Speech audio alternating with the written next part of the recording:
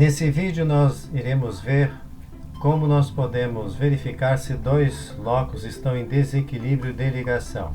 Os dados que nós temos são de haplótipos formados pela combinação de alelos de dois locos, o locus da glicoforina A com os alelos A e G e o locus da glicoforina B com os alelos T e C. Temos que calcular o número esperado de cada haplótipo, fazer um teste do Q quadrado, sendo que a hipótese testada é de que os locos estão em equilíbrio de ligação. No vídeo anterior nós vimos como calcular o número esperado de cada haplótipo, utilizando para isso as frequências dos alelos. Nesse vídeo veremos como fazê-lo usando tabelas de contingência. Então o primeiro passo a se fazer é criar uma tabela com essa configuração aqui. Então nessa primeira coluna eu coloco os alelos de um dos locos e na primeira linha os dois alelos do outro locus, aqui da glicoforina A e nessa primeira linha os alelos da glicoforina B. E aí eu transfiro para cá as informações. O haplótipo AT tem 474, vai aqui nessa célula AT. Na célula AC eu vou colocar os 611 indivíduos do haplótipo AC. E assim por diante. GT são 142, transfiro para cá. E tenho GC 773, está ali, eu transfiro para cá também. Feito isso, o próximo passo é somar os valores de cada coluna. E aqui está o total, 474 mais 142, 616. 611 mais 773, 1.384. E também somar o total das linhas. 474 mais 611, 1.085. 142 mais 773, 915. E nessa célula aqui do canto é o total geral, que corresponde tanto à soma dos totais das colunas quanto à soma dos totais das linhas. No passo seguinte é eu criar uma tabela exatamente com a mesma configuração, sendo que para essa tabela eu simplesmente transfiro os totais marginais, que são esses que estão em negrito aqui.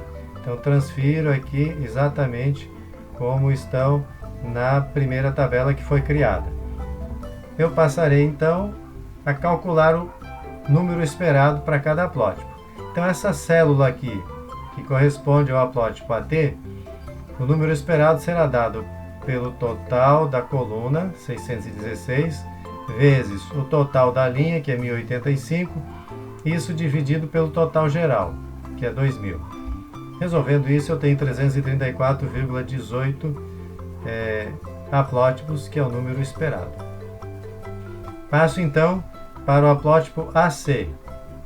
Venho de novo, pego o total da coluna, 1384, multiplico pelo total da linha, que é 1085, divido pelo total geral, que é 2000, e tenho então aqui o número esperado, que é 150,82.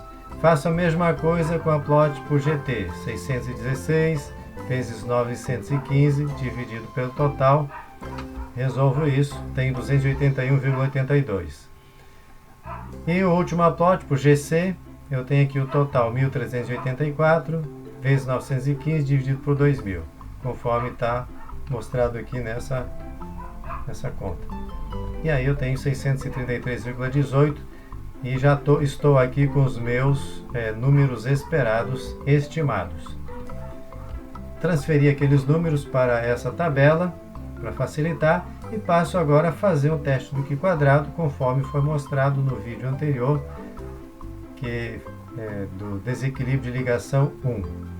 O meu valor do Q quadrado, melhor, é 182,78. Exatamente o mesmo valor que vocês verão no vídeo anterior. Aí preciso também estimar os graus de liberdade. E aqui tem uma diferença em relação ao método anterior. Quando eu trabalho com tabelas de contingência, os graus de liberdade são dados pelo número de linhas menos 1 vezes o número de colunas menos 1. O que eu considero aqui para a contagem do número de linhas e de colunas? São apenas essas células onde estão a parte da tabela, onde estão os dados que eu estou analisando. E fica de fora aqui essa primeira coluna, fica de fora a primeira linha, onde tem os alelos, né? Fica de fora também a coluna e a linha, a última linha e a última coluna, onde estão os totais marginais aqui em negrito. Então, o que eu vou considerar para essa contagem de linhas e colunas é só essa região aqui destacada em vermelho. Portanto, eu tenho aqui duas colunas e tenho duas linhas. Essa é uma tabela 2x2.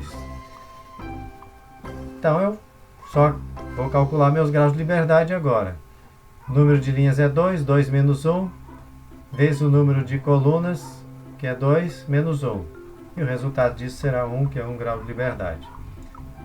Agora, o valor de P, eu posso usar um Excel ou um outro recurso para calcular, ou vou para uma tabela de distribuição do Q². Eu tenho aqui 1 grau de liberdade nessa primeira linha, e uso aqui os valores de Q², sendo que o meu valor de Q² ele é maior do que o maior valor dessa tabela. Com isso, o valor de P correspondente será menor do que o menor valor de P que consta aqui nessa tabela. E eu reporto isso como P menor que 0,001, que é o menor valor da tabela, considerando que nós temos como nível de significância alfa igual a 0,05. Portanto, P é menor que 0,05. Se P é menor que 0,05, a hipótese testada de que a população está em equilíbrio de Hardy-Weinberg, ela pode ser rejeitada.